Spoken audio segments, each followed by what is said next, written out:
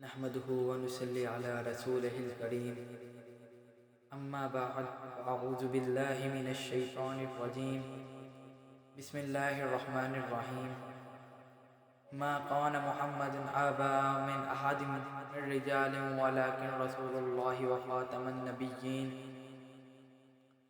صدق اللہ العلی العظیم۔ میرے تمام بھائیوں، السلام علیکم ورحمۃ اللہ وبرکاتہ۔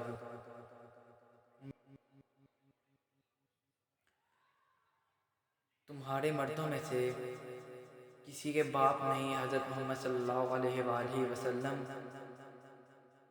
اور وہ اللہ کے رسول ہیں اور تمام پیغمبر کو کے آخر کرنے والے ہیں۔ حضرت محمد صلی اللہ علیہ وآلہ وسلم اللہ کے آخری رسول ہیں۔ حضرت محمد صلی اللہ علیہ وآلہ وسلم کے بعد نبوت ختم ہو جاتی ہے۔ حضرت محمد صلی اللہ علیہ وآلہ وسلم کے بعد کوئی نبی نہیں آ سکتا۔ کچھ کم عقل لوگ جن کا کہنا ہوتا ہے کہ توبہ نعوذ باللہ ہم نبی ہیں، ہمیں اللہ نے نبی بھیجا ہے، ہمارے پاس بھی نبیوں کی طرح وحی آتی ہے، توبہ نعوذ باللہ، اپنی موت کو بھولے ہوتے ہیں، وہ لوگ ہی ایسی باتیں کرتے ہیں۔ ہمارا ایمان خیر ان لوگوں پر تو نہیں، لیکن ہمارا ایمان ہمارے اللہ اور ہمارے نبی اور قرآن و سنت اور حدیثوں کے اوپر ہے، اور تمام صحابہ اکرام کے اوپر ہمارا دین ہے۔ ہمارا دین تو یہی کہتا ہے کہ ہمارے آخری نبی حضرت محمد صلی اللہ علیہ وآلہ وسلم ہی ہیں، اور ہمارا ایمان ان کے اوپر ہی ہے۔ کسی اور پہ ایمان لانے والا یا کسی اور کو اپنا نبی کہنے والا وہ ہم میں سے نہیں ہے۔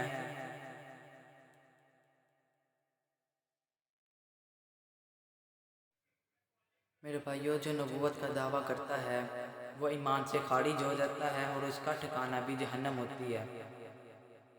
میرے بھائیوں، کیا ہمارے رب نے فرمایا نہیں تھا وَخَاتَمَ النَّبِيِّينَ، قیامت تک یہی نبی، قیامت تک یہی رسول، قیامت تک یہی پیغمبر، قیامت تو آ سکتی ہے نیا نبی نہیں آ سکتا، قیامت تو آ سکتی ہے نیا پیغمبر نہیں آ سکتا، قیامت تو آ سکتی ہے نیا نبی نہیں آ سکتا، قیامت تو آ سکتی ہے نئی کتاب نہیں آ سکتی، قیامت تو آ سکتی ہے نئی وحی نہیں آ سکتی، قیامت تو آ سکتی ہے نئی شریعت نہیں آ سکتی، قیامت تو آ سکتی ہے نیا دین نہیں آ سکتا، قیامت تو آ سکتی ہے نئی امت نہیں آ سکتی، قیامت تو آ سکتی ہے نئی شریعت نہیں آ سکتی، دین بھی یہی، وحی بھی یہی، کتاب بھی یہی، شریعت بھی یہی، شریعت کے احکام بھی یہی، نبی بھی یہی، پیغمبر بھی یہی، امت بھی یہی، امت تک محمدین وفد کا جھنڈا بجتا رہے گا، کیونکہ یہ آخری نبی ہے۔ کیا ہمارے رب نے یہ فرمایا نہیں جو ہم کسی اور کے اوپر ایمان لے کے آئیں؟ میرے بھائیوں، ہمارے نبی اپنی ساری زندگی اپنی امت کے لیے دعاؤں کے اندر اور علم کے لیے کہ اللہ ان کو یہ جنت میں اعلیٰ مقام دے، یہ سیدھے رستے پر چلیں، اللہ کی عبادت کریں، اپنی پوری زندگی حضور علیہ الصلوۃ والسلام نے اس کے اوپر گزار دی، اور رو رو کے ہم اپنی امت کے لیے دعا کرتے تھے، حتیٰ کہ اپنے آخری وقت تک حضور علیہ الصلوۃ والسلام اپنی امت کا کہتے رہے کہ اللہ میرے مرنے کے بعد میری امت کا کیا ہوگا، اللہ میرے مرنے کے بعد میری امت کا کیا ہوگا۔ جب موت کا فرشتہ دروازے پہ تھا تو اللہ تعالیٰ حضرت محمد صلی اللہ علیہ وسلم نے اللہ تعالیٰ سے کہا کہ میری امت کو بھی اتنی ہی تکلیف ہوگی؟ اللہ تعالیٰ نے کہا کہ اتنی تکلیف ہوگی روح قبض ہونے کی؟ تو حضرت محمد صلی اللہ علیہ وسلم نے کہا اے اللہ آپ پورے امت کی کیا تکلیف روح قبض ہونے کی مجھ پہ ڈال دیں، لیکن میری امت کو تکلیف نہ دیں۔ لیکن اللہ تعالیٰ نے فرمایا نہیں محمد، ایسا نہیں ہو سکتا، ہر ایک کو اتنی ہی تکلیف ہوگی روح قبض ہونے تک۔ لیکن آخری وقت تک حضرت محمد صلی اللہ علیہ وآلہ وسلم ہماری اپنی امت اور ہمارے لیے دعائیں کرتے رہے کہ ہم لوگ سیدھے رستے پہ چل لیں، اور وہ امت کیا کر رہی ہے؟ وہ امت کیا کر رہی ہے؟ یہاں نشے کر رہی ہے، یہاں شراب پی رہی ہے، وہاں زنا کر رہی ہے، وہاں شرابیں پی جا رہی ہیں، بے نمازی گھوم رہے ہیں، کوئی نمازیں نہیں پڑھ رہا، گانے سن پھیلی ہوئی ہے، جھوٹ بولا جا رہا ہے، یہ امت کر رہی ہے۔ حضرت محمد صلی اللہ علیہ وسلم نے اس لیے دعائیں کی تھی میرے بھائیوں، نماز 5 وقت فرض ہے، قبر میں سب سے پہلا سوال اس کا ہوگا، نماز کا پوچھا جائے گا سب سے پہلے کہ ہم نے نماز پڑھی۔ آپ سوچیں، کبھی آپ رات کو نا تنہائیوں کے اندر بیٹھ کے سوچیں کہ میں کیا کہتے ہیں آج رات اگر میں اپنا چہرہ حضور علیہ السلام کی بارگاہ اور اللہ کی بارگاہ میں پیش ہو گیا تو میں کیسے چہرہ دکھاؤں گا؟ کیا میرے مال ہیں ان کے سامنے کھڑے ہونے والے؟ کیا ان کے سامنے میں اپنا چہرہ دکھا پاؤں گا کہ میں اس حساب سے آؤں کہ میں حضور علیہ السلام کو جواب دوں؟ جب نہیں میرے بھائی، بس سوچ کے دیکھیں، آپ موبائل کو 2 منٹ سائڈ پہ رکھیں، آپ کیا کہتے ہیں دنیاوی چیزوں کو 2 منٹ سائڈ پہ تھوڑی دیر سوچیں، کیا میں اس لائق ہوں کہ میں کیا کہتے ہیں آج میں اس دنیا سے چلے جاؤں کہ کل کو میں اللہ اپنا چہرہ پیش کرنے کے لائق ہوں کہ نہیں ہوں؟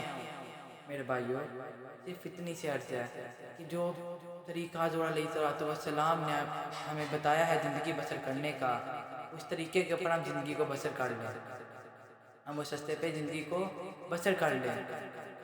میرے بھائیوں، ہمیں چاہیے کہ ہم 2 دن کی ہماری زندگی ہے، ہمیں چاہیے کہ ہم ان دنوں کے اندر جتنا ہو سکے ہم نیکیاں کریں۔ میرے بھائیوں، ہم مسلمان ہیں، اللہ کا شکر ہے ہمیں اللہ نے مسلمان پیدا کیا۔ کہ آپ سوچیں اگر ہم مسلمان نہ پیدا ہوتے، ہم کوئی اور گرا ہو جاتے، کیا سوچو کیا ہم اسلام کو قبول کرنے کی توفیق ہوتی؟ کیا ہم اس کو قبول کر پاتے؟ کیا ہم کیا کہتے ہیں ہم جنت میں جا پاتے؟ جب ظاہر بات ہے ہم کافر ہوں گے تو ہم جنت میں نہ جا پائیں گے۔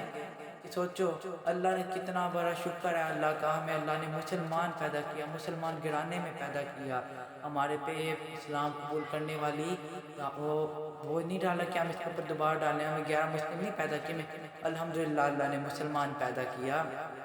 اب اس مسلمان ہونے کا حق بھی ہمیں ادا کرنا چاہیے، اور اللہ کی جتنی بھی نعمتیں ہمیں ان کا شکر ادا کرنا چاہیے۔ اب ان کا شکر ہم کیسے ادا کریں؟ ہم روزہ رکھیں، زکوٰۃ دیں، حج کریں، عمرہ کریں، صدقہ دیں، نماز پڑھیں، اور اللہ سے جتنی دعائیں ہو سکے اتنے مانگے، شکرانے کے نفل پڑھیں، تہجد پڑھیں۔ میرے بھائیوں، اتنی سے کہ اپنے آپ کی زندگی کو اس قابل کر لو کہ ہم کل کو اپنے حضور اللہ کے حضور پہنچیں تو ہم وہاں کوئی جواب دیں ہوں، قبر میں جائیں تو ہم وہاں پہ بھی جواب دیں ہوں، ہمیں آج موت کا ڈر نہ ہوا ہے۔ ہم اپنی زندگی کو اس طرح کر لیں۔ بھائی اللہ تعالیٰ ہم سب کو عمل کرنے کی توفیق دے۔